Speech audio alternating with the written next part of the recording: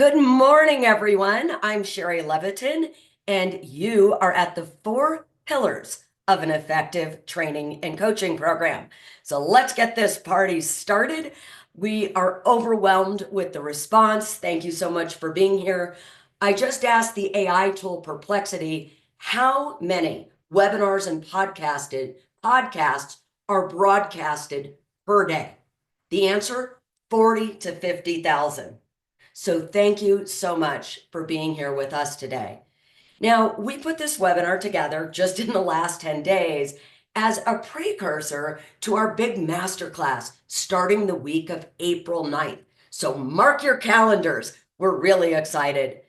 Now, I got to tell you, as we go into Q2, we talk to sales leaders every day, every month, and sales leaders and business leaders around the world are telling us the numbers are way down.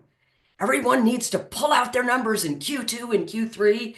And it's not surprising given the uncertain economy, hybrid work schedules, and mostly a phenomenon I call information overload.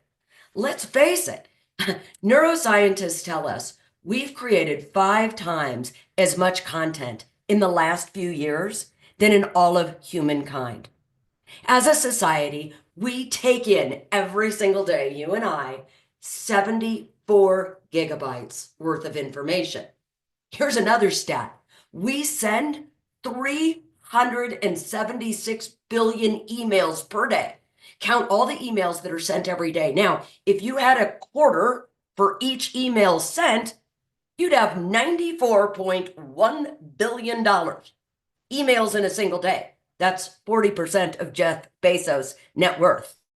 So the point is, our brains are constantly filtering, skimming, and deciding what to ignore. Attention spans are shrinking. Now, I say that because there's countless great courses and podcasts and webinars and e-learning out there, but it's not enough to give our sales reps information. They're overloaded. Our job as sales leaders is to help our sellers filter, assimilate, and apply that information to win deals on a consistent basis. When we move beyond delivering information and motivation to transformation, that's when we'll have a great Q2, Q3, and Q4, regardless of external circumstances. So how do we do that? Well, the 4 pillars of an effective training and coaching program. And that's what I'm going to go through in the next little while. You see, one of the things I've found over and over again is too many people train the way they want to train rather than training the way our reps learn in a time of AI and information overload. Now, I want to take you back for a moment and share with you how we created this concept. It's actually a little embarrassing. So years ago, when I first started my training company, it had been a couple of years, and I got a call from one of our biggest clients, Maria. Well, okay, bigger than the other two that we had at the time. But what she did is she said, Shari, we really like your training. I used to come in and do workshops and hour-long events and full days. She said, what I'd really like you to do now, though, is train all of our trainers how to train. Now, this was no small company, so I'm feeling pretty spiffy about now. And then she throws a curveball. She says, but before we hire you to train, we'd like you to take this guy Mike's course for a weekend so you can learn how to train. I said, okay, let me get this right. You want me to take Mike's course to learn how to train your trainers how to train? Why don't you just hire Mike? And that's when she said, well, Mike's boring. So I took Mike's class, and God, was he boring. But I had the biggest aha of my career. You see, I used to go home every night after doing a training and tell my husband, you should have seen me. I was magnificent. I was fabulous. When in reality, I should have been wanting my participants, my sellers, to go home and tell their spouse, you should have seen me. I was magnificent. See, I was training the way I wanted to train rather than thinking about how do people really learn. Now, after that fateful encounter with Maria and the boring class with Mike, I came back home and our team got together and developed the 4 pillars of an effective training and coaching program. Now, I want you to think of the 4 pillars like legs of a chair. You need all 4 in order for your sellers to filter, assimilate, and apply the information. Most people, however, like me, lead with one dominant pillar. And what happens is our strength can actually become our weakness.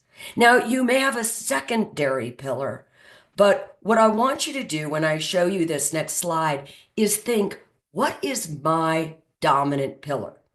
After this session, we're going to actually give you a link so you can take an assessment, so you can scientifically see what your dominant pillar is.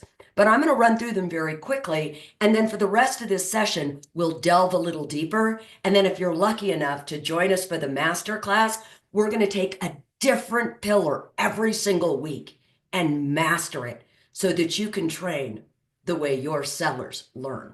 All right, let's get this party started again. All right, education. For those of you that lead with education, love you. You're content nerds. All right. You probably love talking about your tech stack. You love going through the product knowledge, the pricing, HR policies, compensation, company history.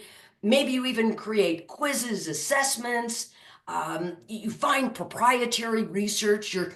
You also have this idea that training is a process, not an event. You're a lifelong learner. We've got to have great content and great education. The next pillar is entertainment. Lights, camera, action. People that lead with entertainment love to tell stories, love to change the emotional state of the room. They like movement, gamification, team building. And by the way, they even do this virtually, and we'll show you how. Next, facilitation. Facilitators know and ascribe to the mantra, there's more knowledge in front of me than is in front of you. Meaning, people that lead with facilitation break people off into groups. They get people talking with each other. They get them working on case studies, whether they're live or virtual. They build community. And finally, the saints, the coaches. Coaches understand that they not only need to train in a group, they need to work with people one-on-one. They understand that in order to change somebody's outer world, they have to first tap in to their inner world. Those are the 4 pillars. Now, let's go ahead and dive in and start with education. Again, I love educators. Now, I'm going to ask you to do an exercise. I know you're at home and we can't see each other. And when we do this live, we do it in a big room and you can see the impact. But I want you to do this because it's so impactful. So what I'm going to ask you to do is wherever you are in your space, unless you're driving, take out a piece of paper because I'm going to give you an assignment. I would like you to draw a picture. I call this Everyone is a Vincent van Gogh. You're going to have 30 seconds when I say go. And I'm going to ask you to draw a picture either of the Statue of Liberty, or I'm going to ask you to draw a picture of Snow White's castle, one of the two. Okay? On your mark, get set, and go.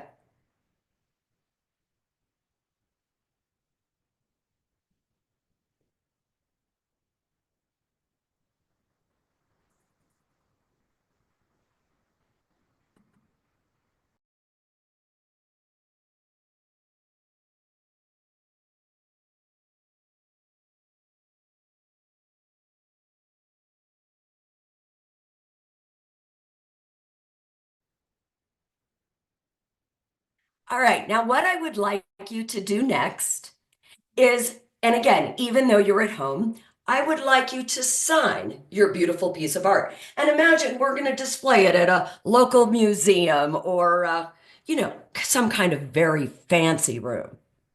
Now, what I'd like you to do is draw a number. Now, if we were doing this live, you would exchange with somebody else, but I want you to draw a number of the age that it looks like the artist is who drew this piece of art.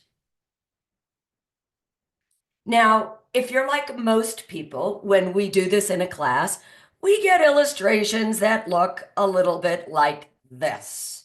I love the one in the middle. 4 years old, Nick Montgomery, Snow White's castle, or the Statue of Liberty. Now, what in the world does this have to do with sales and sales training? Well, I'll tell you what. If you're like most people, particularly if you grew up in the United States of America, when you were a little kid, you probably drew with pens, maybe even felt tip pens, and you spent a lot of time drawing and coloring. And then you got into school, into elementary school, middle school, and you started taking algebra and history and other subjects, and you stopped drawing. So what happens is you have a skill set that's frozen in time. I tell you that because what happens with many trainers is they try to do an onboarding training and dump everything in 2 weeks, and there's no ongoing training. So what happens is our sellers' sales conversations look like these pictures. They have a skill that's frozen in time. You see, people that lead with the education pillar realize that training is a process, not an event. And we have to continually learn and grow. Technology's changing, the customer's changing. We need to change along with it. Moreover, we need to take that material that maybe we're trying to cram into a day, 5 days in a row, and chunk it out over time. What's chunking? That's taking your content and creating a learning path, knowing that people retain information, particularly today in a world of distraction, in more bite-sized chunks. I have a friend in Park City, Susan. She chunks. She's got to chunk. She's got 7 kids. Can you imagine? Every Sunday she makes a turkey, potato salad, kale. She's from California. And she chunks it and puts it into little containers so she can nourish her 7 children throughout the week. Now, they don't eat it all in one sitting. Can you imagine having a 40,000 calorie meal worth of food? And even if you like food as much as I do, I'm not going to eat 20 meals all in one sitting. I'd get sick. I'd go into a food coma, fall asleep. Yet this is very often what we do to our salespeople. And so they just space out. And that's why they end up picking up their cell phones. When we ask them to do too much, they can't possibly retain them. They get confused. You confuse them, you lose them. And I will tell you this, if you hear nothing else I say today, the energy, passion, and commitment we put into the training process will be duplicated by our sellers in the sales process. We don't want our sellers giving our customers too much information, yet we're training them to do exactly that. I'll tell you, last December, I had a prospect call me and say, oh yeah, we love your training. Can you just do all of it? Prospecting, discovery, value creation, and negotiation in 3 days? Heck no. They're going to go into a coma. Just say no, ladies and gentlemen. So how do we chunk? We're going to get much more into it in the masterclass. But here's an idea. Start looking at your content. Look at your playbooks, your manuals, your online learning, and plan it over time. I actually took my book, Heart and Sell, right here, and instead of just telling salespeople to read it, we created an entire companion guide so that sellers could take a universal truth every single month. Why? because that's how they're going to retain it. And then we added interactive exercises and videos. This is true bite-sized learning. And that, ladies and gentlemen, is the education pillar and how people learn. One more thing I want to say about the education pillar, and that is this, is people that lead with the education pillar, as I mentioned, realize that training is a process, not an event. They're continually learning, they're continually growing and iterating their training for the modern consumer. Now, entertainment. When I talk about entertainment, I'm not talking about playing the ukulele or juggling or magic tricks, although I can tell you, I know a lot of great trainers that can do that. And that's great because it's fun and it's exciting. But me, I'm not really that clever. So when you think about entertainment, I want you to think about what I call the E factor. Really, at its core, when you think entertainment, think about changing the emotional state of everybody in the room.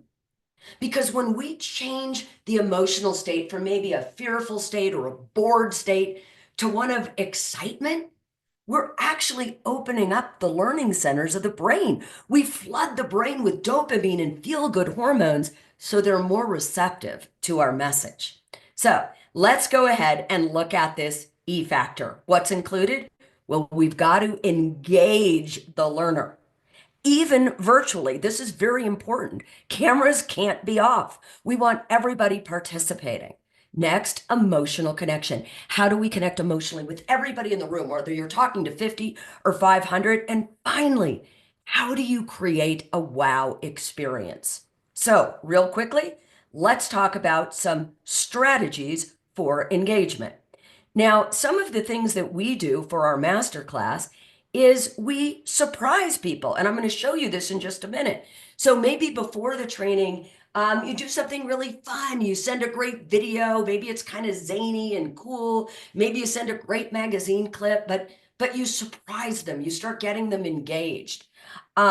You want to get them, if you're doing virtual training, you want to get them to feel comfortable with the technology. Again, otherwise they're embarrassed. That's bad for the emotional state.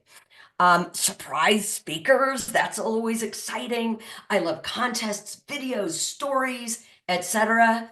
And these are all ways to engage. Now, very often people say to me, oh gosh, why are we doing an icebreaker? That sounds so boring, particularly in a virtual training. Let me tell you, it's really, really important. What we're doing with an icebreaker is we're getting people comfortable to talk. You've all been to webinars where the speaker just talks the whole time, or you've got 2 or 3 out of 40 people that raise their virtual hands. In order to get people feeling comfortable and safe, we want to do some icebreakers. So right here, go ahead, take a picture with your camera, and you can download some great ideas for icebreakers, again, whether you're virtual or live. I just wanted to show you this fun picture. We talked about the element of surprise. During our last Showtime course, Surprise, we drop shipped this gorgeous training manual. And boy, this woman's name is Happy, and is she ever happy? That's her real name. She was very happy receiving this surprise. So this is all part of the E factor. Next, emotional connection. And when I talk about emotional connection, I can tell you this. One of the things that we always do in our sales, in some of our sales seminars, is we talk about the balance of empathy and competency and what's more important. And a lot of salespeople say, oh, competency. A lot of trainers say, oh, I got to give them the knowledge. That's true, but we need to lead with empathy. See, empathy and competency are equally important in the sales process. According to Harvard Business Review, you need both. You need to know your customer and you need to know your product. But see, the order matters. Empathy gets you in the door. Competency, reliability, and integrity keep you there. This is a universal truth, and it's the same when we're training and developing our people. The best way to create emotional connection is to get to know them. So when you go into a room, don't just stand up there and show them how wicked smart you are. Get to know everybody, talk to them, find out about them. If they're people that work for you, do a little research. What's going on in their life? Because here's the deal. Before people decide what they think of your message, they decide what they think of you. The better you know them, the better you'll grow them. Emotional connection. That is part of entertainment. And finally, experience. What kind of experience are you creating? Look, we know through the research that 58% of people will change companies for a better customer experience. Experience matters. One of my favorite quotes is from Maya Angelou. People will always forget what you said, but they'll never forget how you make them feel. How are you making your sellers feel when they come into a training, either live or virtual? Are you connecting them to each other? Are you making them feel smart? For goodness sakes, don't ever correct them in public. You want to praise in public, correct in private. You want to make people feel good. You want to make them feel like a hero. When they raise their hand and say something, you want to agree and then maybe ask them a question on how they could do it better. Emotional state matters. The biggest thing about emotional state, though, I can tell you, think of emotional state in terms of the five senses. Yeah, you got that right. When we use the five senses, we enhance the emotional state. Are you playing music when people walk into the room? Are you playing music virtually? Do you have fun sound effects? Right? Are you getting them to write things down? We actually learn better when we write, not just look at something digitally. I tell my 20-year-old son this all the time. That's why we always have workbooks. What are they moving? Do you have movement? Now, this is harder to do virtually, but live, you want to move people around as much as you can. Now, we can do that with Zoom rooms. That's virtual moving people around. And then there's taste and smell. And you're saying, Shari, how in the world do we use the sense of taste and smell when we're training virtually? Send them cookies. Have a contest. Contests definitely change the emotional state, the element of surprise. But you want to use the five senses. By the way, I wanted to give you this also. Here are some fun games that you can use virtually. Again, games and contests. This is all part of that entertainment pillar. Now, speaking of five senses, I want to end this pillar with this. This is a story of a man. It was in the New York Times years ago. And this gentleman there sitting in the chair, his name is Bruce Renfro. Now, Bruce Renfro was he worked in a subway as an elevator operator. Not a very glamorous job. And in New York, no less, where people don't really talk to each other when they get into the elevator. Well, one day, Bruce Renfro got an idea. He thought, I'm going to do something fun.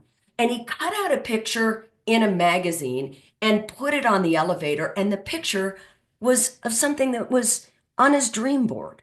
It was beautiful china. He wanted beautiful kitchen china. Well, the next day, one of the passengers came and said, "What's that?" Bruce told him. And then he brought the next day a picture of one of his dreams, a picture of a racehorse. Well, pretty soon, all of the passengers followed suit, and there was pictures of horses and trips to Hawaii and yachts and all kinds of things. A few days later, Bruce thought, I like jazz music. Now, this was a while ago, so he brought in his CD player and put in a CD of Miles Davis and started grooving to jazz. And as he grooved, so did the passengers. Well, then he had a thought, there's a lot of people that are poor out there that need food. So he started bringing canned goods into the elevator and then fed the needy at the end of every week. And so the passengers did the same. Pretty soon, Bruce Renfro's elevator was so popular because the word spread. People were coming from all over the city just to ride in his elevator, even if they didn't need to go anywhere. There was a line outside the elevator. Now, I tell you this story because if Bruce Renfro, an elevator operator, can change the emotional state of passengers in a 10 by 10 box. Imagine what we can do with our trainings, with all the ingenuity and technology that we have today. That's entertainment, changing the emotional state of our sellers. Next, facilitation. As I mentioned before, facilitators understand that people believe it when they say it. They don't believe it as much when we say it. Facilitators need to give up control and let the ingenuity and the creativity of the group take over. Years ago, I had a trainer who worked for me. Let's call him Joe. Well, that was his name, so we'll call him Joe. And Joe called me late one night and he was in a panic. He said, Sherry, supposed to do this training tomorrow, but I got a terrible cough. I'm going to be up all night. I got to create a product knowledge test because they need help with their product knowledge. I'm going to do my best. Well, we were creating this course at that time, and I got an idea. I said, hey, Joe, why don't you take some NyQuil, get a good night's sleep, and in the morning when you go into class, instead of you giving them the product knowledge test, break them off into groups and have each group create 10 questions. See how it works. He said, really? You think I should try it? Joe called me the next evening. First of all, no cough. He was on fire. He said, Sherry, that was the best, most fun training we ever did. Everybody participated. We gave out prizes and they learned it even better because they were involved. Ladies and gentlemen, this is so important. Understand this. You may have seen this, but there's a study by a man named Ebbinghaus. And what he tells us is that if we just use the first two pillars, education and entertainment, our students are going to forget the training they got within 30 days. They won't be able to filter, assimilate it, and apply it. So we need to get them acting and interacting again, whether you're live or virtual. Here's another stat, and this one is just startling to me. People only retain 10% of what they hear. Listen to a podcast, they're going to forget 90%. They retain 50% of what they see and hear. Okay, so that if you show them, if you have good slide, they're still only going to retain 50%, but they're going to retain 90% of what they say and do. I had a great trainer call me just the other day, and he says, Sherry, why do I need to take the whole 4 Pillars Masterclass? There's a 35, 40-minute online portion of it. Well, guess what? Because you're not doing it. You're not breaking off into Zoom rooms. You're not using the community to build your own training. That's where the magic happens, when you take the information and you actually apply it to what you're doing. This is so important with sellers. Please don't just tell them how to do a good discovery. Break them off into groups and have them do it. Have them create discovery questions. Don't just tell them, here's how you tell a great customer story. Have them create them. Have them share them. Have them iterate. Get better and better. I wanted to give you some great interactive exercises. There's many forms of interactivity. A lot of trainers think any questions is enough, or you put them in a breakout room. You can get creative. Role-playing, case studies, gamified learning, all different kinds of things, skits. Between our second and third 4 Pillars Masterclass, we actually have participants get all together. They take a training concept. So we're also using the community and entertainment pillar. And then we have them come back a week later and we see the most creative things you could imagine. We see rap songs, we see skits, but what we're doing is we're giving them time to work together and take a sales concept and bring it to life in any way that they can. This is facilitation. And I will tell you, the beauty of facilitation is, as trainers, you start getting your time back. People, the community is helping train the community. but you've got to have great interactive exercises in order to do that. I promise you, at the Showtime Masterclass, we're going to give you 52 interactive exercises just in case you don't lead with that education pillar and or don't have time to create them. One of our favorite students from the last class, this is Keith Passwater. We actually had only met online and then met in San Francisco just a few weeks ago. And he was never even in sales. And he took the Showtime course. He ended up being the most valuable player. Well, he not only won a $430,000 sale, but he said, this workshop gave me my time back because he was talking to his people and not letting them talk as a group, integrate and apply the material. And so now Keith is fundraising. He's got a great startup. He's a founder. He was a CFO. He wasn't even a salesperson, and he became the star of our show. Finally, the coaching pillar. Let's talk about the coaching pillar. Now, this is one of my favorite all-time quotes from a friend of mine named Verl Workman. And here's what Verl says. Training is telling you how and why to do something. So the first three pillars, education, entertainment, and facilitation, that's done in a group. It's telling you how and why to do something, but coaching is working one-on-one with the seller and making them accountable to do it. Now, here's what I know about coaching. A lot of trainers and managers think they're doing coaching. And in fact, 86% of coaches, managers say they're awesome coaches. But here's a scary statistic. How many of their sellers say they're awesome coaches?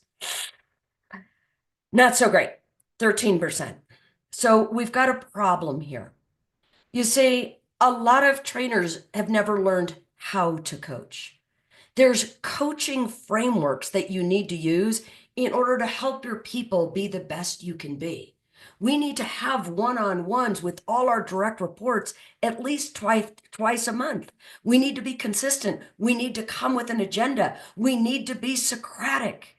And we need to create rubrics for what we're coaching them on. I mean, think about it for a minute. We can't just say, hey, how you doing on quota? No, we need to break down the sales process, listen to their sales calls. We need to create scorecards so they actually know what they're being coached on. Now, this is something that somebody made in our last Showtime course. It's a rubric for prospecting emails. So if you're coaching your salesperson on prospecting emails, what I would do is before the coaching session, have them grade themselves on how they felt that they did. But we've got to break it up because we can't really hold somebody accountable to something if they don't know what we expect them to do. My son, Tyler, when he was 8 years old, was scared of heights. And we really wanted to take him rock climbing. We live in Park City, Utah, and so we do a lot of outdoor sports. Well, what we didn't realize is that Tyler was really scared of heights. And we put him into a group setting and he just couldn't learn to rock climb. And he was really nervous in front of a group. He wanted to do it, but he was nervous.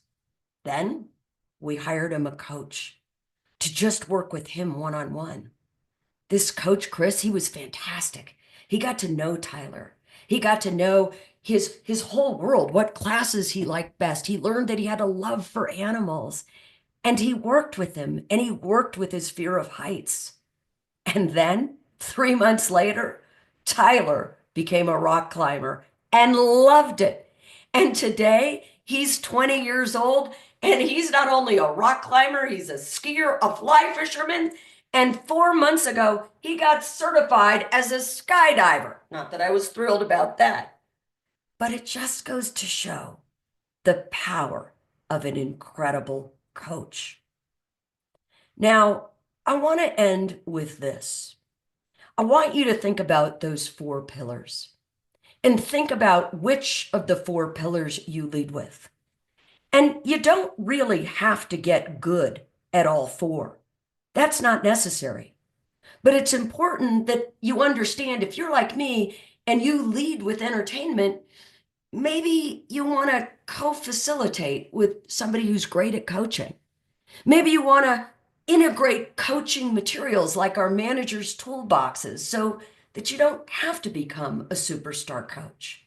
If you lead with education, maybe you want to start adding some great funny videos, learn to tell great stories, or bring in a guest speaker who can do that. The point is, we don't have to be good at everything, but we do have to be able to apply all four pillars so our students can filter, assimilate, and apply the information that we hold so dear. Now, I believe everyone in this webinar has something to say. I'm looking at the participant list. You guys are amazing. We've got people from all over, from New Zealand, from New York, from California, Dubai. Welcome. You all have something to say, and you're really good at saying it. But here's what I want to leave you with. Information is everywhere today. What's rare today isn't information. What's rare is human connection.